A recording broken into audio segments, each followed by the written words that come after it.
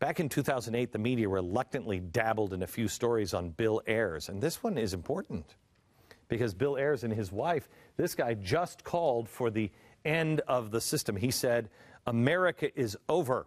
It's over. And everybody thinks, oh, well, we'll just turn into France. But he said millions will die as they have in the past. He just said this. Now, I know these pesky conservative bloggers kept nagging and nagging about the domestic terrorist who apparently was close to Obama, and in the end, they dutifully accepted that his excuse that he was just on a board together. That's it, the Woods Foundation. We barely knew each other. That's it. And so the trail went cold. But if anyone in the media would have bothered looking into this man's father, Tom Ayers, oh, we would have found something else. Tom Ayers was a radical left-winger. He was a former CEO and chairman of energy giant Commonwealth Edison, ComEd. But he also happened to be very good friends with Obama's childhood mentor. This is the one when Mommy and Daddy were over in Indonesia, and Mommy decided that Daddy, his new daddy, was not radical enough. She sent him back to Hawaii, and the grandparents, set him up with this guy, Frank Marshall Davis, radical communist, who happens to be very close friends with Bill Ayers' father. But the coincidence doesn't stop there. No, you see, what the media could have found is that the elder Ayers, Bill Ayers' father, was the one who gave Obama his first gig and helped him break into the Chicago scene. Now, what are the odds? Wow. How come you've never heard about that? We were told by the media that they never met. They didn't know each other. I mean, that must have been weird going up in the board meeting the first time, like, hey, Bill Ayers, your dad was like a mentor. He gave me my first job. He's really been helping me out. Okay, have a good one. I don't think that happened. I don't think that happened. You think that happened? They were on the board, and then the next time they meet is when he launches his campaign at Bill Ayers' house. Oh, you know what? Didn't we run into each other? Yeah, that's right. Your dad gave me my start. See, this is the problem.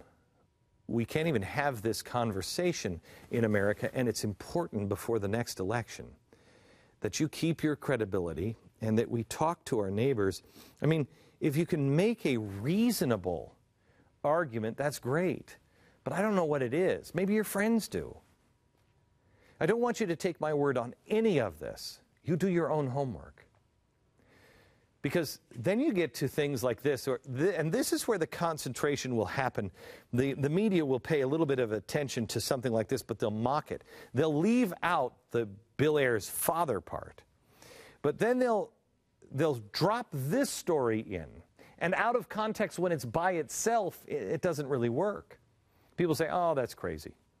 No, not in context. The latest Marxist accident from the administration is this one. Their brand new slogan, forward. Okay. When you would hear somebody say, oh, it's forward, that's communist, you'd say, please, would you? It's not communist. It's forward. All right? Forward march. What are you saying? Our military is also communist? No, because this isn't isolated. This is only one piece of the puzzle. This is just another one of those things you're like, okay. Because remember, this is an educated guy. He knows Marxism and communism. Now, the Wikipedia entry on Obama's new campaign slogan started getting scrubbed yesterday. They were deleting now references to Marxists and socialists. Why? Because it's the truth, I believe. It also happens to be a very popular socialist slogan, and it is something that you cannot miss if you know anything about Marxism or communism.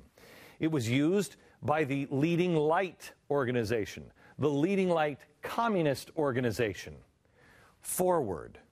It was used by Mao in the Great Leap, forward. You remember the communist movement that killed 45 million people in 4 years? He killed them faster with a great leap forward than the whole world could kill each other in World War II.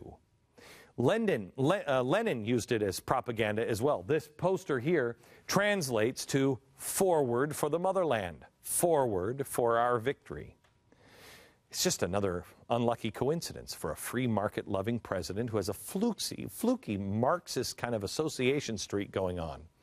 It's almost as coincidental as Frank Marshall Davis being buddies with Bill Ayers' dad, or the Marxist professor friends, or the communist in the White House, or the grandma and grandpa sending him to the Little Red Schoolhouse, which was a communist school, or the Marxist pastor. The launches of a campaign at terrorist house Bill Ayers. He hires Marxist and Mao-loving administration officials. See, it's the whole, and then his policies. And anyone who is really being honest. Because we can have the conversation on policies. I don't agree with his policies, you do agree with his policies, but it's not the same if you're being lied to from the beginning. If somebody is hiding what their true intent is, you can't fight for Barack Obama because you don't know what his true intent is.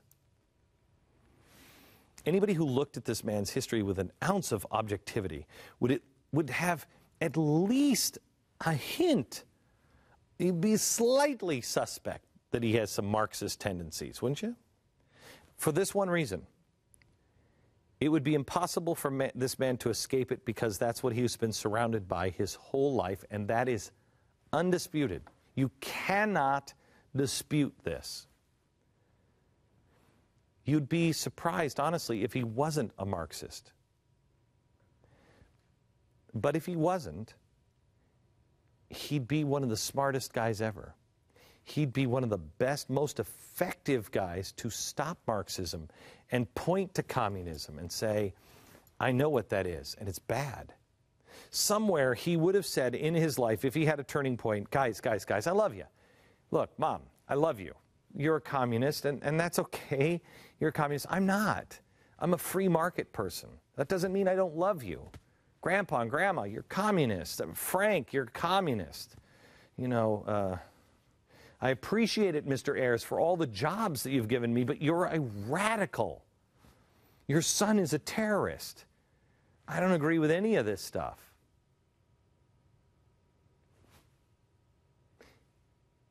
He'd have a better understanding than most. He'd have a real clear understanding of what was happening in our streets in America if he were a communist and then he was a free market guy. Because we know the first part is true. He was raised by communists, he was raised by radicals, and he was steeped in it. So he'd know it, he'd recognize it when somebody was marching with red signs or black flags or communist manifesto on the streets in New York or in Washington. He'd know it right away, before the average farmer would in America.